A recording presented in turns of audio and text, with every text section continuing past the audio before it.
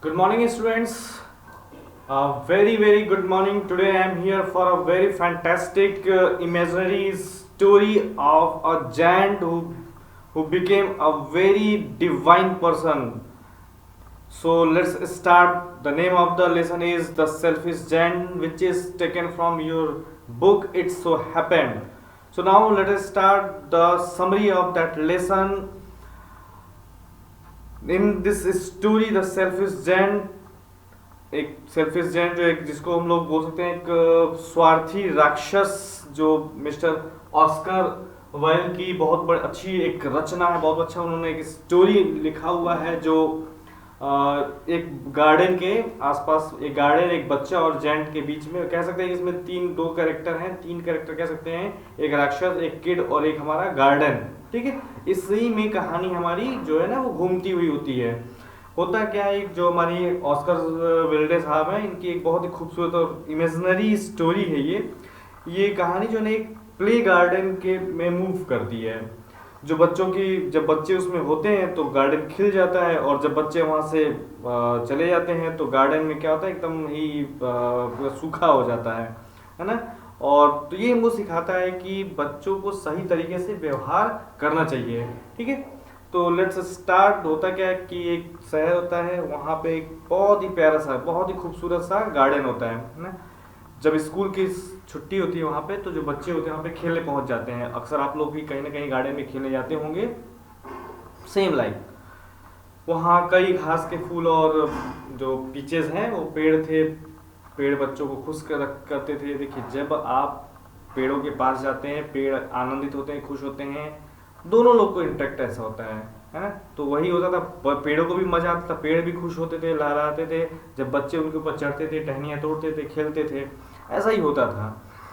और पक्षी, जो चिड़िया थी, वो क्या होती थी, बहुत ही एकदम मगन होकर के गाने गाती थी, बहुत मगन होते थे। जो हमारा ना बसंत में पौधे जो फूल लाया करते थे, जबकि सर्दियों में वो मीठे फल देते थे। बच्चे कभी भी इतना खुश नहीं हुए थे, लेकिन ये खुशी ज़्यादा दिन तक नहीं टिकी। क्यों नहीं टिकी? क्योंकि वो गार्डन तो उनका था नहीं। रीज़न क्या था? तो आप देखे वो इसमें आपने देखा, अभी तक क्या देखा आपने कि जब गार्डन में बच्चे आए तो बसंत ऋतु आ गई, पूरा खुशहाली आ गई, चिड़िया गाने लगी। और जब बच्चे वहाँ से गए तो ये सारी चीज़ें गायब हो गई। ठीक है, अब आगे क्या होता है कि जो एक हमारा, देखो ये की पॉइंट मैंने लिखा हुआ है, कुछ ऐसे से स्टोरी हमारा मूव करेगा, और यहाँ पे कुछ वर्ड मीनिंग है जो आपका लेसन को कंप्लीट करने में हेल्प करेगा। और आप भी इसमें से और भी कुछ हो सकता है, कुछ और भी आपको अच्छे अच्छे वर्ड्स मिले, आप उसको खोज करके नोट करना। ठीक है, आगे क्या होता है, जैसे देखा जाए the arrival of a selfish gent. जब सेल्फिश जेंट यानी कि वही स्वार्थी आता है, तो क्या होता है कि वो राक्षस जो है 7 साल के लिए अपने दोस्त के घर गया था, लेकिन अब वो लौट आया था। अपने दोस्त के घर गया था 7 साल, उसके बाद वो वापस आता है। उसने बगीचे में खेल रहे बच्चों को डांटा। आता है, देखता है सब उधम मचा रहे, खेल रहे, वो आके डांटता है और क्या कहता है, चारों तरफ एक दीवार खड़ा कर देता है। क्यों दीवार खड़ा करता है? ये सोच करके कि दीवार खड़ा कर देंगे तो बच्चे अब आएंगे नहीं, ठीक, खेलेंगे नहीं। अब जब बच्चे नहीं आएंगे तो क्या होगा? अब पेड़, घास और पक्षी जो थे वो सैड हो गए, क्योंकि उनकी जो टहनियाँ थी ना, जो ब्रांचेस थे ना, अब चारों ओर घूम घूम पक्षियों की सुनने वाला कोई नहीं था। बच्चे नहीं थे, चिड़िया आना बंद हो गई। अब पेड़ के जो शाखाएं थी ना, वो बस ऐसे ही वेट कर रही थी। जब पक्षियों ने अपना गाना बंद कर दिया और पेड़ ने फूल खिलाना बंद कर दिया, अब पूरे देश में क्या हो गया ना, स्प्रिंग आ गया। बसंत में क्या होता है, सब कुछ खत्म हो जाता है, लेकिन उन्होंने बगीचे में प्रवेश नहीं किया। मतलब सब तरह तो मौसम का असर था, लेकिन उसके गार्डन में मौसम का कोई असर ही नहीं रहा, है ना। अब क्या हुआ, वहाँ में जो स्प्रिंग होती है ना, जो यूरोप की स्टोरी लिया गया, बेसिकली ये स्टोरी जो यूरोप के वहाँ पे जो स्प्रिंग है ना, वो बहुत लंबी ले होता है, और गर्मी पर केवल वसंत का मौसम होता है, ऐसा होता है। ठीक है, अब क्या होगा, अभी भी सर्दियाँ थी। एक बार एक फूल ने अपना सिर उठाया भी, पर उन्होंने जैंट को नोटिस बोर्ड देखा और पीछे हट गए। फूल, उस जैन बेचैन था, इतनी लंबी सर्दी के कारण उसे समझ नहीं आ रहा था। कहा, भाई इतना लंबा स्प्रिंग कैसे? तो फिर ये टाल भाई, वसंत है, स्प्रिंग हो जाएगा, बीत जाएगा, कहता रहा, लेकिन लंबा खींच के बोला। अब तो बेचैनी हुई कि भाई ऐसा क्या हो गया कि जो स्नो है उसने घास को सफेद चादर से ढक दिया था, और जो फ्रॉस्ट है यानी कि ठंड है, ये सभी पेड़ों को चांदी के रंग में रंग दिया था। क्या इसमें कोई फूल खिल पाएगा? क्या इस तरह के मौसम में कोई पेड़ निकल पाएगा, ब्रांचेस आ पाएंगी? नहीं। अब क्या हुआ, जो फ्रॉस्ट थे और बर्फ ने क्या किया, जो नॉर्थ विंड है ना, नॉर्थ विंड गर्म हवाएं, उनको उत्तर से जो सर्द हवाएं उसको भी बुला लिया। मतलब पूरा तबाही मचाना चालू वहां पे। पूरे बाग में जो गार्डन था ना, वो जो नॉर्थ विंड थी ना, उसने हवाएं चलने लगी। उस नॉर्थ विंड ने बगीचे में क्या कर दिया, हेल स्टॉर्म कर दिया, उसको भी बुला लिया। और उससे क्या हुआ, सभी चिमनियां छत ने क्या किया था, सब कुछ तोड़ फोड़ दिया। यानी कि अब क्या हुआ कि जैसे ही ये सिचुएशन हुआ, अब उसकी स्थिति क्या हुई, और भी ज्यादा बुरी हो गई। ठीक है ना। अब क्या हुआ, अब एक दिन बच्चों ने क्या किया, बच्चे तो बच्चे हैं, क्या करेंगे, बच्चों ने क्या किया, दीवार में एक छेद कर दिया और बगीचे में इंटर कर गए, तोड़े और इंटर कर गए। बच्चों के आने के साथ ही, जैसे ही बच्चे, मैंने बोला ना शुरू में लोग क्या कहे, जब बच्चे थे तो सब कुछ था, जब बच्चे गए तो सब चला गया उन्हीं के साथ। तो जब बच्चे ने दीवार तोड़ा नीचे से, उसमें से बच्चे आना शुरू कर दिए, तो उनके साथ साथ क्या हो गया, बसंत ऋतु भी गाने लगा, पक्षियां गाने लगी।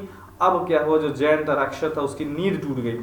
उसने लंबे समय तक गाना नहीं सुना था, चिड़ियों के चहकने का आवाज भी उसे नहीं हुआ था। अब जब उसने ऐसा महसूस किया कि जब जो जैंट है वो गाने की तरह लग रहा था, तो अब उठा और बाहर देखा। उसने बच्चों को बगीचे में खेलते हुए देखा, जहाँ पेड़ अपनी टहनियों का झुका झुका कर बच्चों का स्वागत, वेलकम कर रहे थे। और वो समझ गया, कौन समझ गया, जो राक्षस था वो समझ गया कि अब बसंत इतनी देर क्यों आया। मतलब अब उसके मन में आया कि आखिर क्या ऐसा हुआ, कहानी क्या बनी।